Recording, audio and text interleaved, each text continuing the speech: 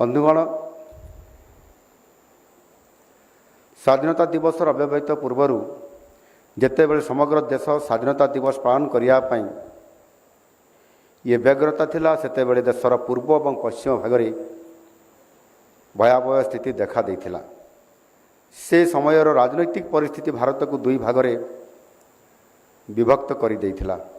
यही विभाजन केवल दुई देशर सीमारेखा निर्धारण कर नथिला, यह थिला मानव सभ्यतार सबुठारु बड़ मानव स्थानांतर गमन बा ह्यूमन माइग्रेशन।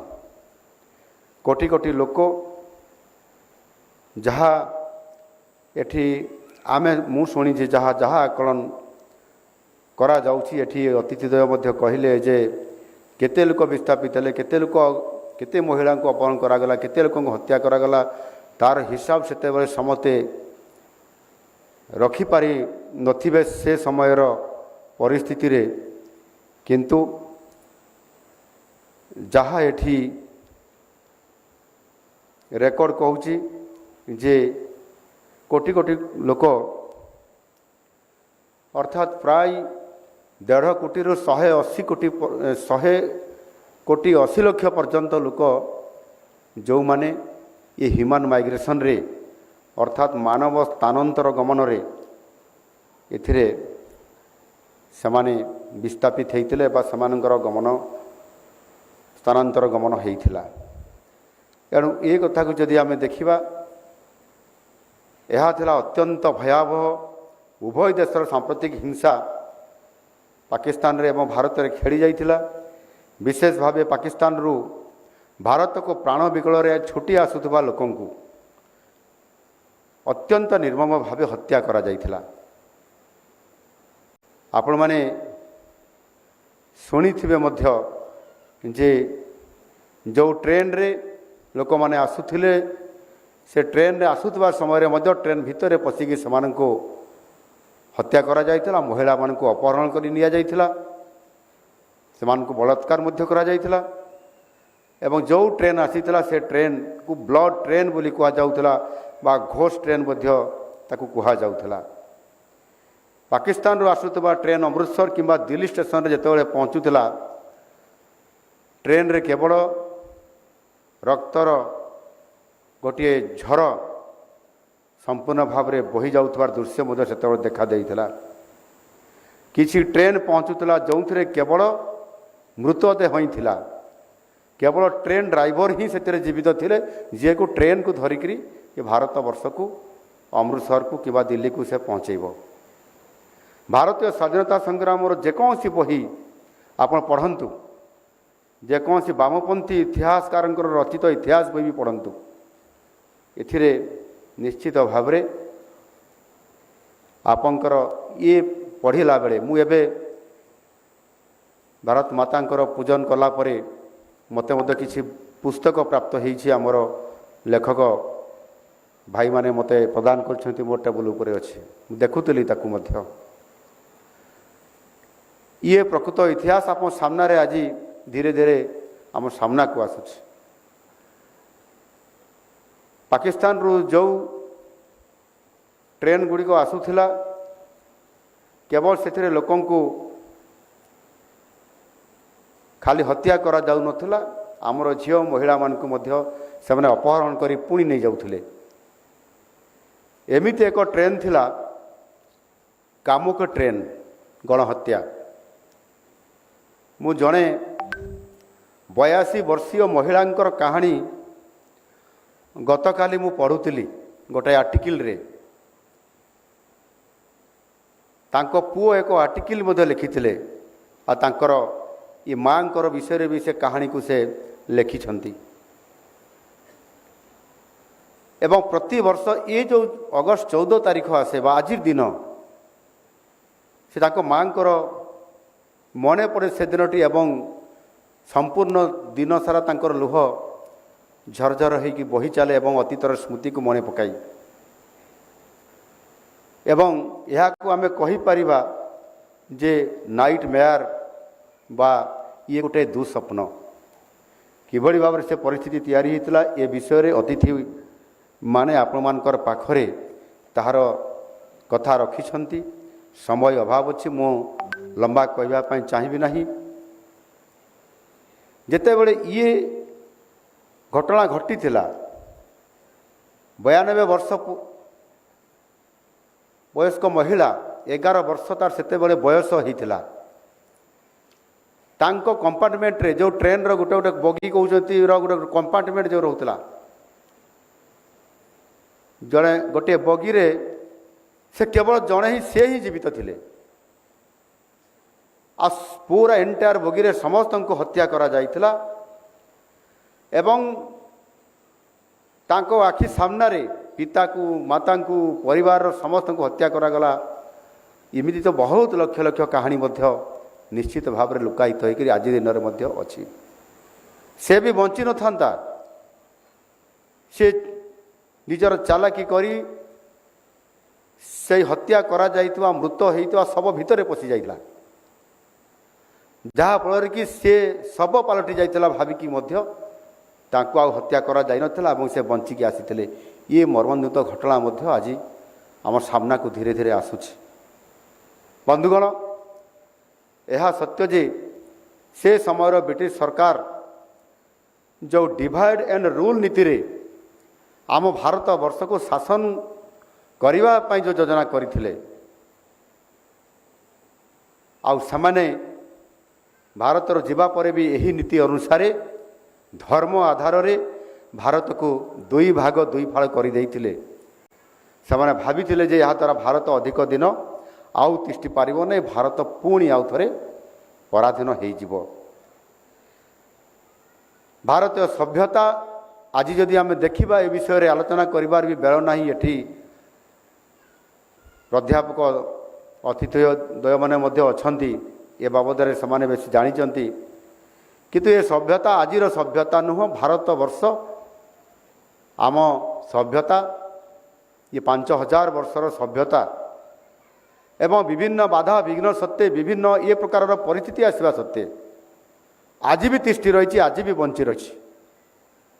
ଅନନ୍ତ କାଳ ପର୍ଯ୍ୟନ୍ତ ସ୍ୱଗର୍ଭେ ମଧ୍ୟ ନିଶ୍ଚିତ ଭାବରେ ଇଏ ବଞ୍ଚି ରହିବ। କିନ୍ତୁ ଏଇ ଯେଉଁ ବିଭାଜନ, ସାମ୍ପ୍ରଦାୟିକତାର ଯେଉଁ ମଞ୍ଜି ଆଜି ପୋତି ଦିଆଗଲା, ତାହାର ମୂଲ୍ୟ ଆଜି ଆମେ ଦେଉଛନ୍ତି। ବିଭାଜନର ଆଉ ଗୋଟିଏ ଦିଗ ହେଉଛି, ଯାହାକୁ ଗତ ପ୍ରାୟ 7.5 ଦଶନ୍ଧିରୁ ଅଧିକ କାଳ ଲୋକଲୋଚନରୁ ଦୂରେଇ ରଖାଯାଇଥିଲା।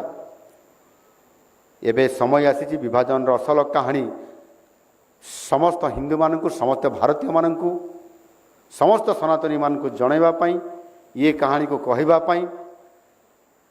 ଆଉ ଏ ସମୟରେ ଇତିହାସକାରମାନେ ଏଥିରେ ଅନେକ ପ୍ରଶ୍ନ ବି ଉଠାଇଛନ୍ତି। ତତ୍କାଳୀନ ନେତୃତ୍ୱ ଯଦି ସଂକୀର୍ଣ୍ଣ ବ୍ୟକ୍ତିଗତ ସ୍ୱାର୍ଥ ହାସଲରୁ ନିଜକୁ ବଞ୍ଚିତ କରାଯାଇ ପାରିଥାନ୍ତେ, ତେବେ ଏହି ବିଭାଜନକୁ ସମ୍ପୂର୍ଣ୍ଣ ଭାବରେ ଏଡ଼େଇ ଦିଆଯାଇ ପାରିଥାନ୍ତା। ଏଣୁ ବ୍ୟକ୍ତିଗତ ସ୍ୱାର୍ଥ ଆଗରେ ଏ ଦେଶକୁ ବିକ୍ରି କରିଦିଆଯାଇଥିଲା, ହତ୍ୟା କରାଯାଇଥିଲା କହିଲେ ଅତ୍ୟୁକ୍ତି ହେବ ନାହିଁ। କାହା ମନରେ କିଛି ସନ୍ଦେହ ରହିବା କଥା ନୁହେଁ ଯେ ସେ ସମୟରେ 2 ପ୍ରମୁଖ ଦଳ, ଗୋଟିଏ ହେଲା ମୁସଲିମ ଲିଗ ଏବଂ କଂଗ୍ରେସ ହିଁ ବିଭାଜନର ମୁଖ୍ୟ କାରଣ ଥିଲା। ବର୍ତ୍ତମାନ ଏହି ସତ୍ୟ ମଧ୍ୟ ଧୀରେ ଧୀରେ ଉଜାଗର ହେଉଛି। ଆପଣ ଅନେକ ଫାଇଲ ସବୁ ମଧ୍ୟ ଆସୁଛି ଆଜିର ଦିନରେ ମଧ୍ୟ, କାଶ୍ମୀର ଫାଇଲ, କେରଳ ଫାଇଲ, କିଭଳି ଭାବରେ ଆଜିର ଦିନରେ ମଧ୍ୟ ସ୍ୱାଧୀନତା ପରବର୍ତ୍ତୀ ପର୍ଯ୍ୟାୟରେ ମଧ୍ୟ ଏଭଳି ଅନେକ କେସ୍ ଏବଂ ଷଡ଼ଯନ୍ତ୍ର ଏବଂ ଚକ୍ରାନ୍ତ ସହିତ ଭାରତବର୍ଷର ଆମର ସନାତନୀମାନଙ୍କୁ କିଭଳି ଭାବରେ ଅତ୍ୟାଚାର କରାଯାଉଛି, ହତ୍ୟା କରାଯାଉଛି। ଦେଶର ଯୁବବର୍ଗଙ୍କୁ ଏ ଛପାଯାଇଥିବା ଇତିହାସ ବିଷୟରେ ଅବଗତ କରିବା ପାଇଁ ଏବଂ ସ୍ୱାଧୀନତା ପରବର୍ତ୍ତୀ ପର୍ଯ୍ୟାୟରେ ଏ 7.5 ଦଶନ୍ଧି ପରେ ଆଜି ଆମେ ଆମ ଇତିହାସକୁ ବଦଳାଇବା ପାଇଁ, ଇତିହାସ ବିଷୟକୁ ବଦଳାଇବା ପାଇଁ ଆଜି ଆମ ସରକାର ମାନନୀୟ ଯଶସ୍ୱୀ ପ୍ରଧାନମନ୍ତ୍ରୀ ନରେନ୍ଦ୍ର ମୋଦିଜୀଙ୍କ ନେତୃତ୍ୱରେ ଆଜି ନୂଆ ଇତିହାସ ଏବଂ ଏ ବିଷୟରେ ମଧ୍ୟ ଆଜି ଲେଖାଯାଉଛି। ଆଉ ସେଥିପାଇଁ NCERT ଏହାର ପଦକ୍ଷେପ ନେବା ମଧ୍ୟ ଆରମ୍ଭ କରିଛି। NEP 2020 ବା ଜାତୀୟ ଶିକ୍ଷାନୀତି 2020 ମାଧ୍ୟମରେ ପାଠ୍ୟ ପୁସ୍ତକରେ ବିଭାଜନର ବିଭୀଷିକା ଓ କାରଣକୁ ସେଥିରେ ସ୍ଥାନିତ କରାଯାଇଛି ରଖାଯାଇଛି। ଆଜି ସମୟ ଆସିଛି ଯେଉଁମାନେ ବିଭାଜନ ବିଭୀଷିକାକୁ ହାୱା ଦେଇଥିଲେ ସେମାନଙ୍କୁ ନେମିଂ ଓ ସେଭିଂ କରିବା, କାରଣ ବିଭାଜନ ଏମିତି ଏକ କଟା ଘା ଯାହାକୁ ବଧ ହୁଏ, ଏହାକୁ କେବେ ହେଲେ ମଧ୍ୟ ଏଡ଼ାଯାଇପାରିବ ନାହିଁ। ଲକ୍ଷ ଲକ୍ଷ ପରିଚୟହୀନ ଶରଣାର୍ଥୀଙ୍କ ମଧ୍ୟରେ ଥିଲେ ଯେଉଁମାନେ ଭାରତବର୍ଷକୁ ବିଭାଜିତ ହେବା ପୂର୍ବର ଯେଉଁ ଭାରତରେ ଯେଉଁମାନେ ଥିଲେ ବା ଆଜିର ପାକିସ୍ତାନରେ ଯେଉଁମାନେ ଥିଲେ, ସେମାନଙ୍କ ମଧ୍ୟରେ ପୂର୍ବତନ ଉପପ୍ରଧାନମନ୍ତ୍ରୀ ଶ୍ରଦ୍ଧେୟ ଶ୍ରୀ ଲାଲକୃଷ୍ଣ ଆଡ଼ବାଣୀଜୀ, ପୂର୍ବତନ ପ୍ରଧାନମନ୍ତ୍ରୀ ସ୍ୱର୍ଗୀୟ ମନମୋହନ ସିଂଜୀ, ଅଲମ୍ପିଆନ ମିଲ୍ଖା ସିଂ, ଯେଉଁମାନେ ନିଜ କଠିନ ପରିଶ୍ରମ ଅଧ୍ୟବସାୟ ପରେ ଆଜି ନିଜ କ୍ଷେତ୍ରରେ ଶୀର୍ଷରେ ପହଞ୍ଚି ପାରିଥିଲେ। ଆଉ ଆମ ଦେଶ ସବୁ ଶରଣାର୍ଥୀଙ୍କୁ ଖୋଲା ହୃଦୟରେ ସ୍ୱାଗତ କରିଥିଲା ଏବଂ ଏ ଭାରତ ନିଜର ସନ୍ତାନ ଭଳିଆ ତାଙ୍କୁ ସ୍ୱତନ୍ତ୍ରତା ଦେଇଥିଲା। କିନ୍ତୁ ଭାରତର ଯେଉଁ ମୁସଲମାନ ମାନେ ପାକିସ୍ତାନକୁ ନିଜ ଦେଶ ଭାବି ଯାଇଥିଲେ, ସେଠାରେ ତାଙ୍କୁ ଆଜି ପର୍ଯ୍ୟନ୍ତ ସମ୍ମାନ ମିଳୁନାହିଁ। ଆଜି ବି ତାଙ୍କୁ ସେଠାରେ ମଧ୍ୟ ମହାଜିର ଭାବରେ ଚିତ୍ରଣ କରାଯାଉଛି। ମହାଜିର ସେମାନେ ଆଉ ପାକିସ୍ତାନୀ ନୁହନ୍ତି, ସେମାନେ ମହାଜିର। ସେମାନଙ୍କୁ ଆଉ ସ୍ୱତନ୍ତ୍ରତା ନାଗରିକତାର ମାନ୍ୟତା ମଧ୍ୟ ପ୍ରଦାନ କରାଯାଉନାହିଁ, ସେମାନଙ୍କୁ ଅସ୍ପୃଶ୍ୟତା ଭିତରେ ରଖାଯାଇଛି। ଏ କଥା ସେମାନେ ବୁଝିପାରିବେ ନାହିଁ। ଏହା ଏକ ଉଦାରବାଦୀ ଭାରତୀୟ ସଭ୍ୟତା ଆଗରେ ଧର୍ମ ଆଧାରରେ ଜନ୍ମିତ ପାକିସ୍ତାନର ପ୍ରକୃତର ଚିତ୍ରକୁ ମଧ୍ୟ ନିଶ୍ଚିତ ଭାବରେ ଦର୍ଶାଯାଉଛି। ସେ ସମୟରେ ମୁସଲିମ ଯେଉଁ ବିଷ ମଞ୍ଜି ପୋତିଥିଲା, ଆଜି ସେଠାରେ ତାହା ମହାଦ୍ରୁମରେ ପରିଣତ ହୋଇଛି ଏବଂ ସମୟ ଆସିବ ଏଠି ଆଜି ଯେଉଁ ଅଖଣ୍ଡ ଭାରତର କଥା ଆମେ ସ୍ୱପ୍ନ ଦେଖୁଛନ୍ତି, ଆମର ମହାପୁରୁଷମାନେ ବରପୁତ୍ରମାନେ ଦେଖିଥିଲେ। ମୁଁ ବି ଭାବୁଛି ନିଶ୍ଚିତ ଭାବରେ ସେ ସମୟ ଆଉ ବେଶୀ ଦିନ ନାହିଁ, ନିଶ୍ଚିତ ଭାବରେ ଅଖଣ୍ଡ ଭାରତ ନିର୍ମାଣ ହେବ ଏବଂ ସନାତନୀ ଏ ବିଶ୍ୱରେ ବିଶ୍ୱଗୁରୁ ହୋଇ ପ୍ରତିଷ୍ଠା ହୋଇକରି ଆଗକୁ ପୁଣି ଆଉ ଥରେ ଆସିବ। ଏ ଦିବସକୁ ଆମକୁ ପ୍ରତିବର୍ଷ ମନେ ପକାଇ ଦିଏ ଯେ ଘୃଣା ଏବଂ ବିଦ୍ୱେଷ କେବଳ ବିନାଶ ହିଁ ଆଣିପାରେ। ଇଂରେଜମାନେ ତ ଚାଲିଗଲେ, କିନ୍ତୁ ଆମ ଛାତିରେ ଏମିତି ଏକ କ୍ଷତ ଦେଇଗଲେ ଯାହା ଆଜି ବି ସମ୍ପୂର୍ଣ୍ଣ ଭାବରେ ଶୁଖି ନାହିଁ। ଯଶସ୍ୱୀ ପ୍ରଧାନମନ୍ତ୍ରୀ ମାନନୀୟ ନରେନ୍ଦ୍ର ମୋଦିଜୀ ଏହି ଭାବକୁ ଜନମାନସରେ ଜାଗ୍ରତ କରିବା ପାଇଁ 2021 ମସିହା ଆଜିର ଦିନରେ ପ୍ରଥମ ଥର ପାଇଁ ବିଭାଜନ ବିଭୀଷିକା ଦିବସ ବା ବିଭାଜନ ବିଭୀଷିକା ସ୍ମୃତି ଦିବସ ଭାବେ ପାଳନ କରିବା ପାଇଁ ନିଷ୍ପତ୍ତି ନେଇଥିଲେ। ତେଣୁ ନିଶ୍ଚିତ ଭାବରେ ଆଜି ଯଦି ଏ କଥାକୁ ଆମେ ଦେଖିବା, ତାହେଲେ ଆଜିର ନୂଆ ଯୁବପିଢ଼ି, ଆଜିର ଜେନ୍ଜି ଏବଂ ଜେନ୍ ଆଲଫାଙ୍କୁ ମୁଁ ନିଶ୍ଚିତ ଭାବରେ ନିବେଦନ କରିବି, ଇତିହାସର ଏହି କଳା ଅଧ୍ୟାୟକୁ ପଢ଼ନ୍ତୁ ଏବଂ ପ୍ରକୃତ ଇତିହାସ ବିଷୟରେ ଅବଗତ ହୁଅନ୍ତୁ। ଯେଉଁ ଅଧ୍ୟାୟକୁ ପ୍ରାୟ 75 ବର୍ଷ ହେଲା କାର୍ପେଟ୍ ତଳେ ଲୁଚାଇ ଦିଆଯାଇଥିଲା, ଆଉ ତାହା ଲୋଚନକୁ ଆମେ ସମସ୍ତେ ଆଣିବା ଏବଂ ଆପଣମାନେ ବି ତାକୁ ଅଧ୍ୟୟନ କରିକରି ଜ୍ଞାନ ଅର୍ଜନ କରନ୍ତୁ ଏବଂ ସଂକଳ୍ପ ହିସାବରେ ଆଗାମୀ ଦିନରେ ଅଖଣ୍ଡ ଭାରତକୁ ଆମେ ସାକାର କରିବା ପାଇଁ ସଂକଳ୍ପ ନେବା। ଏ କଥାକୁ ଆପଣମାନେ ସମସ୍ତେ ଆଜିର ଦିନରେ ତାକୁ ସଂକଳ୍ପ ନେଇକି ଯାଆନ୍ତୁ। ଆଜି ମୁଁ କହିବା ପାଇଁ ଚାହିଁବି, ସମୟ ବଡ଼ ବଳବାନ ଏବଂ ଆଜି ମଧ୍ୟ ପରିବର୍ତ୍ତନର ଆମେ ଆଜି ଅନେକ କଥା ଆଜି ଦେଖୁଛନ୍ତି। ଏଠି ଆମର ଅତିଥିଦେବମାନେ କହୁଥିଲେ ବିଭାଜନ, 5ଟି ରାଜ୍ୟର ବିଭାଜନର କଥା। ବଙ୍ଗାଲ ହେଉ, ପଞ୍ଜାବ ହେଉ, ବମ୍ବେ ହେଉ, ଏଇଭଳି କିଛି ରାଜ୍ୟ ବିଭାଜନ ହୋଇକରି ଆଜି କେଉଁ ଅବସ୍ଥାରେ ଯେଉଁମାନେ ବିଭାଜିତ ହୋଇକି ପାକିସ୍ତାନରେ ରହିଲେ, ଏକଥା ଆମେ ତାଙ୍କ କଷ୍ଟ ବି ଆଜି ଆମେ ଦେଖୁଛନ୍ତି। କିନ୍ତୁ ଆଜି ସମୟ ପରିବର୍ତ୍ତନ ହୋଇଛି, ସରକାର ବଦଳିଛି ଏବଂ ଭାରତୀୟ ସଂସ୍କୃତି, ଭାରତୀୟ ସଭ୍ୟତା, ଭାରତୀୟ ପରମ୍ପରା, ରାଷ୍ଟ୍ରବାଦୀ ଦଳ ହିସାବରେ ଆଜି ଭାରତୀୟ ଜନତା ପାର୍ଟିର ଉତ୍ଥାନ ଏବଂ ଆଜି ସରକାର ପ୍ରତିଷ୍ଠା ହେବା ପରେ ଆଜି ଧୀରେ ଧୀରେ ସନାତନୀ ସଂସ୍କୃତି, ସଭ୍ୟତା ଏବଂ ଶିକ୍ଷାର ପରିବର୍ତ୍ତନର ଗୋଟେ ବିରାଟ ପରିବର୍ତ୍ତନ ଆଜି ଆସିବାର ଆରମ୍ଭ ହୋଇଛି। ଆଜି ଆମେ ସରକାରୀ ସ୍ତରରେ ବନ୍ଦେ ମାତରମ୍ ଗାନ କରିପାରୁଛନ୍ତି। ଆଜି ବି ଏଇଠି ଆମେ ଗାନ କଲେ ଏ ସରକାରୀ କାର୍ଯ୍ୟକ୍ରମରେ ଇଏ ବ୍ୟବସ୍ଥା ନଥିଲା ଆଗରୁ। ଏହାକୁ ଆଜି ଦିନରେ ବି କିଛି ଲୋକ ମାନୁନାହାନ୍ତି, ଏକଥା ଆମକୁ ସ୍ୱୀକାର କରିବା ପାଇଁ ପଡ଼ୁଛି। କିନ୍ତୁ ପରିବର୍ତ୍ତନ ହୋଇଛି। ଆଜି ବନ୍ଦେ ମାତରମ୍ ସରକାରୀ ସ୍ତରରେ वंदे मातरम गान होला परे ही सबु सरकारी कार्य आरंभ होउछि। पार्लियामेंट्री विधानसभा विधान परिषद रे सबु क्षेत्र रे आज सौभाग्यर कथा 370 धारा आज उच्छेद होइछि। 35A मध्य आज उच्छेद होइछि। एवं आज आमे विभाजन विभीषिका स्मृति दिवस पालन करबा पई सरकारी स्तर रे स्वतंत्रता पाइछंती। एवं विगत दिन में किसी घटना मध्य घटी आमको एक हेबापी आमर शक्ति को वृद्धि करने एवं भारत में थिबा आज दिन में जो माने विदेशी शक्ति सहित मिसिक शत्रुता आचरण करुँच से विरुद्ध दृढ़ कार्यानुष्ठान ग्रहण करने आपण मैंने कारगिल युद्ध देखी आपण मैंने सर्जिकल स्ट्राइक भी जानते देखी एयर स्ट्राइक देखी ऑपरेशन सिंदूर देखी ये धीरे धीरे आज भारत शक्तिशाली होउची एवं आमे से अखंड भारत आड़ को जाउछंती विश्व गुरु होगापाई आमे आज से संकल्प आड़ को जाउछंती। केंद्र सरकार माननीय यशस्वी प्रधानमंत्री एवं गृहमंत्री अमित शाह जी घोषणा करथिले जे मार्च मास 31 तारीख 2026 तारीख सुधा भारत वर्ष को नक्सल मुक्त करा जिवो, माओवादी मुक्त करा जिवो। आज से क्षेत्र में मध्य भारत वर्ष आज सफल नेतृत्व दे पारी। आमे समस्ते 500 वर्षर से ही समस्या को आज भी मन पकांती।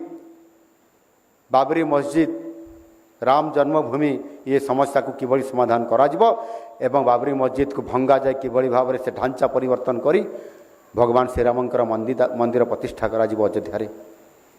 ये समय भी आज आसी जे आज ताहा भी आज सफल होइछि एवं ताहा आज भारत वर्ष स्वीकार करिछि एवं आज श्रीराम मंदिर आज अयोध्या रे प्रतिष्ठा मध्य होई पारिछि।